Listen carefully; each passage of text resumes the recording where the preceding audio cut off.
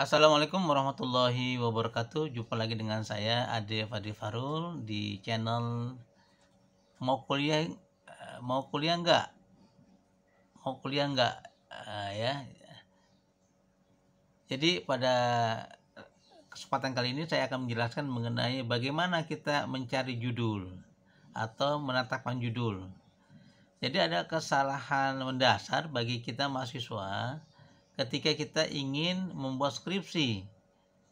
Dia akan bertanya sama teman-temannya, kamu sudah dapat judul belum? Saya sudah.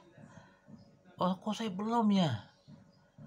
Tanya lagi, bang, sudah. Waduh, judul saya banyak nih, kok saya satu pun nggak bisa mencari judul. Nah, itulah yang akan kita bahas, kondisi yang ada di tengah-tengah mahasiswa.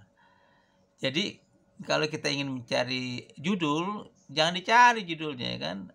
Siapa yang hilang judulnya? Jadi justru judul itu akan kita dapatkan sangat banyak setelah kita melihat kondisi yang ada. Kondisi apa yang ada? Dalam penelitian namanya fenomena atau gejala atau kondisi sosial yang ada di tengah-tengah kita. Dari situ kita bisa berangkat atau kita bisa lanjutkan dengan judul nantinya. Jadi kalau judul itu sudah kita jelaskan, barulah kita bisa berpijak pada hal yang lainnya. Nah, judul-judul itu akan dengan sendirinya akan terkonsep di pikiran kita.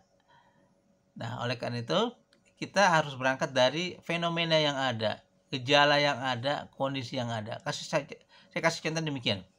Sekarang kan banyak ya konten-konten YouTube yang sangat wah. Ada anak milenial ya tiba-tiba kaya dengan YouTube. Ada juga tiba-tiba dia mempunyai subscribe yang sudah jutaan. Ada juga sementara itu ada orang yang membuat konten YouTube ya, kok nggak maju-maju jumlah subscribe-nya. Bahkan ada yang, mohon maaf nih, misalnya orang di kampung nih, nangkep burung, tiba-tiba subscribe-nya banyak. Hanya mengirimkan, mengupload suara-suara burung dengan sekian jumlah burung, sekian banyak suara, banyak. Bahkan menarik juga, ada orang yang hanya melihat atau menjelaskan ikan misalnya ya, ikan cupang sekarang banyak nih, kok ribuan yang nonton. Nah, itu namanya fenomena, namanya gejala di masyarakat apa. Begitu juga kok orang sekarang, anak-anak milenial suka dengan TikTok. Kenapa sih disukai? Padahal mungkin sejenisnya ada ya, ada YouTube, ada TikTok, ada apa tuh yang media-media videonya ya. Tapi kok dia bisa booming? Jadi kalau sudah melihat fenomena, sudah ada gejala di masyarakat, barulah kita bisa mencari referensinya. Nah, setelah kita tahu fenomenanya, orang ini berhasil menemukan sesuatu dari YouTube. YouTube-nya banyak. Orang ini kaya dengan YouTube. Banyak lagi channel-channel yang kita temukan. Nah, itu menarik, sangat menarik ya. Kemudian kita cari datanya. Nah, datanya dari mana? Tentunya kita harus baca buku.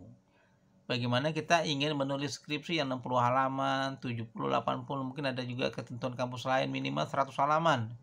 Tidak mungkin kita nulis sebanyak itu, setebal itu kalau tidak membacanya. Oleh karena itu, setelah kita lihat fenomena, perbanyaklah referensi, perbanyaklah sumber bacaan. Dari sumber bacaan itu kita bisa melihat kondisi yang ada.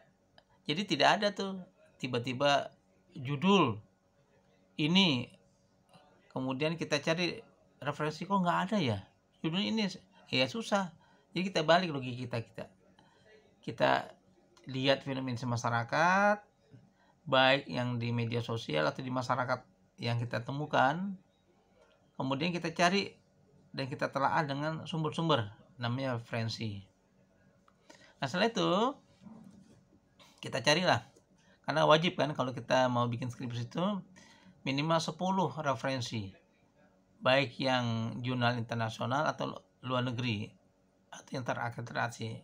minimal kita punya konsep bahwa ini loh, ada orang teliti, ada orang kupas, tapi di sisi ini yang saya ambil, di bagian ini saya ambil, seperti itu. Jadi kalau penelitian itu luas, kita ambil satu sudut saja. Jadi sekarang kita harus kembali lagi kepada pijakan kita. Sebelum kita menulis skripsi, kita harus lihat fenomena masyarakat yang ada. Setelah itu barulah kita bisa melangkah kepada penulisan kita. Langkah kedua adalah kita mencari referensinya, jurnal, buku. Mungkin kita ngobrol-ngobrol dengan orang yang ahlinya. Setelah itu barulah kita bisa berjalan untuk menentukan langkah berikutnya, yaitu menulis. Dan menulis itu tidak mudah kalau kita tidak kaya, tidak banyak sumber-sumber referensi kita. Nah, mudah-mudahan video kali ini bisa memberikan wawasan kita bahwa membuat skripsi bukan dimulai dari judul, tapi dimulai dari fenomena yang ada di masyarakat, kemudian kita perkuat dengan referensi, barulah kita bisa berjalan pada langkah berikutnya. Dan untuk teman-teman yang ingin mengetahui bagaimana menulis skripsi tuntas dalam waktu 100 hari, ikutin channel-channel saya, dan jangan lupa di subscribe dan di komen apa saja yang perlu dicarikan referensinya. Mudah-mudahan saya bisa menjawabnya, dan terima kasih bagi yang sudah subscribe dan like-nya. Terima kasih dari saya. Assalamualaikum warahmatullahi wabarakatuh.